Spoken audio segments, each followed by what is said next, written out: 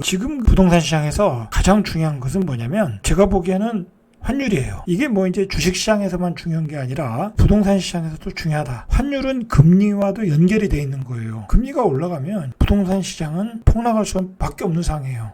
뭐 전세가 가격 폭락, 매매 가격 폭락 두 개가 동시에 폭락을 하고 있잖아요. 자, 이 환율의 문제가 왜 왔냐면 미국이 금리 인상을 하니까 미국이 달러를 다 빨아들이잖아요. 자, 그래서 미국의 10년채의 국채가 4%를 넘었다. 자, 4% 넘으면 그 신흥국에 있는 돈들, 채권에 있던 돈들, 주식에 있는 돈은 다 미국으로 빨려 들어갈 수밖에 없어.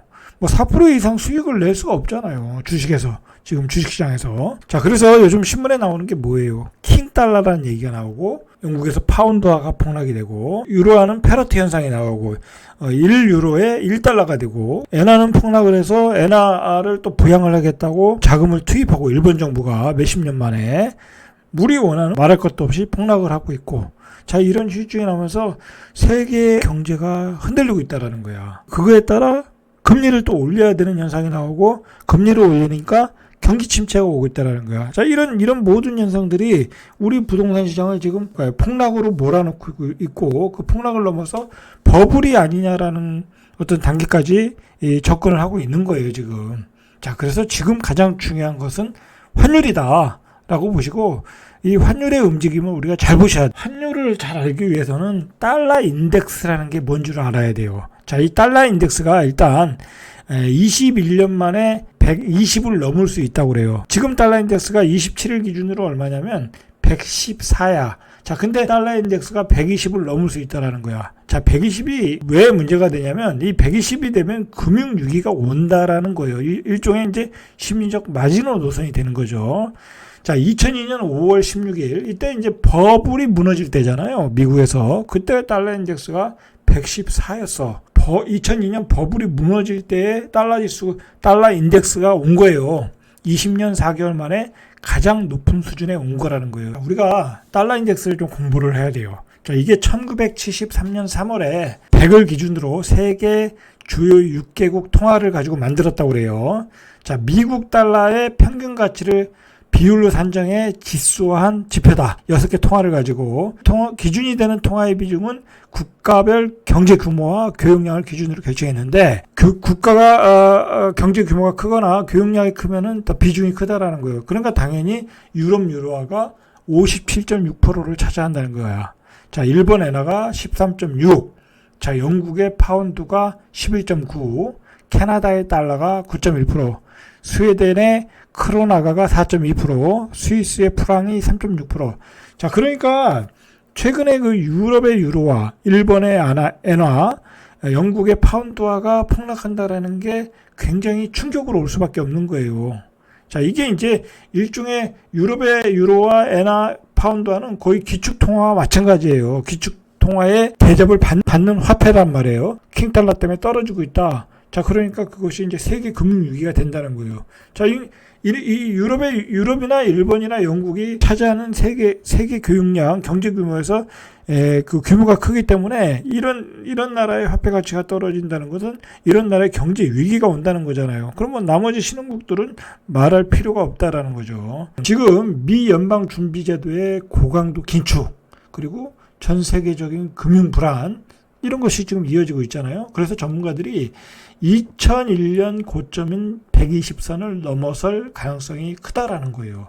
자, 이 120이 넘으면 금융위기, 그 다음에 버블 붕괴, 뭐 이미 주식은 버블 붕괴했고 되고 있고, 미국의 주식을 보면 뭐 우리도 마찬가지고, 그 다음에 코인도 뭐 버블이 붕괴되고 있고, 그리고 부동산도 이미 버블 붕괴 단계로 들어갔고, 근데 문제는 이 120이 넘으면 그 충격이 크게 다가온다는 거예요. 이 120이 넘는지 계속 지켜봐야 된다는 얘기예요. 자, 유로화와 파운드화를 합하면 그 달러 인덱스에서 전체의 70%라는 거예요. 근데 지금 이미 파운드화가 폭락을 했고 유로화도 빠지고 있잖아요. 자, 그래서 그 심각하게 보고 있는 거예요. 자, 이들 통화가 약세를 보이면 달러 강세에 영향을 끼친다라는 거예요. 자, 그리고 달러 지수에서 유로화가 차지하는 비중이 58%예요. 그러니까 유로화의 변동폭이 굉장히 중요한 거예요, 지금.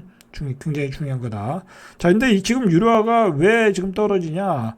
우크라이나와 러시아의 전쟁으로 지금 원유 가격이 폭등하잖아요. 지금 지금 거기다가 지금 러시아가 우크라이나의 땅을 점령해가지고 동부지역 점령해가지고 그걸 또 합병하고 불법 선거를 해서 합병선언을 해버렸잖아요.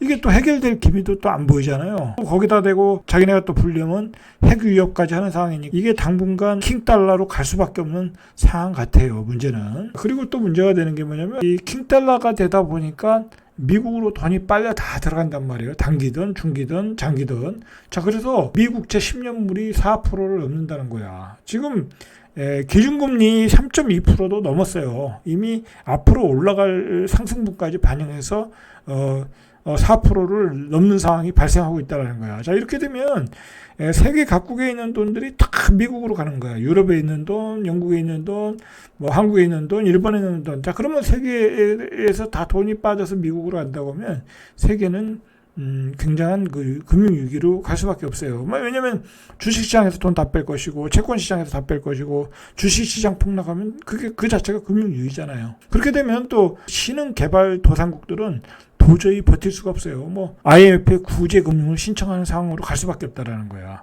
그럼 폭동이 일어나고 전쟁이 일어나고 1985년 2월에 이 달러 인덱스가 164까지 갔다라는 거야. 그때 이제 연준 의장 폴 복 그때도 인플레이션이 심했기 때문에 이 정책 금리를 20%까지 올렸다라는 거야. 20% 올리니까 달러 인덱스가 164까지 갔다라는 거야. 20% 올리면 다 미국으로 돈이 돌아가죠. 자, 그래서 최근에 이제 파운드화가 폭락을 했잖아요. 자, 이러한 파운드화의 폭락은 세계 금융위기로 간다. 그리고 유로화 폭락으로 연결될 수 있다. 그리고 신흥국 화폐도 폭락하고 이런 게 도미노 효과를 발휘할 수 있다라는 거예요. 그러니까 앞으로 파운드화의 어떤 그 움직임도 중간 역할로서 우리가 잘 지켜보고 있어야 돼요. 유로화 폭락으로 바로 가지는 않겠지만 파운드화가 먼저 폭락한다면 유로화 폭락으로 연결될 수 있다라는 게 포인트예요. 연준이 어떻게 하겠어요? 결국은 더 긴축을 강화하겠죠. 돈줄을 조이겠죠. 그러면 더 미국으로 올라가고 금리는 올라가고 다른 나라의 화폐 가치는 떨어지겠죠. 자, 그렇게 자꾸 연결을 하셔가지고 생각을 하셔야 돼요. 지금은 이런 것들을 집중적으로 체크를 하셔야 돼. 이 와중에서 연준 부의장은 또 경고를 했어요. 미국의 연준 부의장이 앞으로 강달러는 뭐 계속 유지되니까 다른 나라에서는 추가 긴축하라는 얘기예요. 그러니까 추가 긴축하라는 얘기는 금리를 올리라는 얘기잖아요. 블레이드 부의장이 인플레이션 억제를 위한 긴축적 통화정책 기조에서 물러나지 않겠다. 금리를 계속 올리겠다라는 거예요.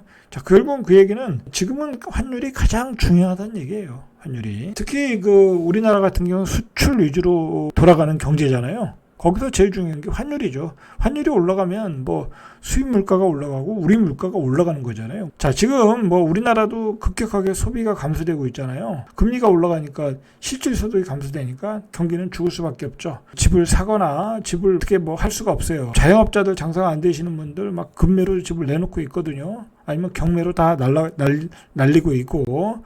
자, 지금 우리 부동산은 확실히 버블이 꺼지는 단계예요. 지금 금리 폭등으로 인해서 매수세는 완전 실종돼 있고, 매수세가 실종되니까 급히 팔아야 될 사람들은 초초 금매로 내놓고 있고, 자, 그러다 보면 버블이 꺼지는 거죠. 그리고 과거의 가격으로는 절대 매수를 안 하고, 그러니까 이제 매도자들은 뭐 너무 싸게 파는 게 아니냐 이제 그렇게 생각을 하는데, 제가 지금까지 다 얘기했죠. 지금까지 집을 산 것들이 다 대출로 양적 완화를 통한 그 유동성을 가지고 산 거야. 그 유동성을 회수하고 금리를 올리고 있잖아요. 그런데 어떻게 집값이 올라가냐고. 거기다가 또 실질 소득은 줄어들고 있어. 당연히 그러니까 버블이 빠지는 거죠. 그리고 거기다가 연준 의장이 금리 인상은 계속될 거래잖아요. 자, 근데 문제는 여기서 끝나는 게 아니야. 이렇게 부동산이 폭락하다 보면 유지됐던 시스템이 붕괴되는 거잖아요. 그러면 이제 버블 붕괴 후유증이 나오는 거야. 그게 금융위기고 경제위기가 되는 거예요. 그래서 그 단계까지 가는 게 아니냐고 전문가들이 굉장히 걱정을 하고 있는 거야. 이제 이런 상황에서 금리 인상은 계속될 거고, 인플레이션은 지속될 거고, 경기 침체는 뭐 거의 올 것이고, 경기 침체를 넘어서 금융위기도 올 수 있다라고 가정을 하고 대비를 하셔야 돼요. 이런 위기가 올 것이라고 생각하시고 많은 준비와 대비를 하시면 될 것 같아요. 이상 절대값TV의 명품 PD 한 PD였습니다.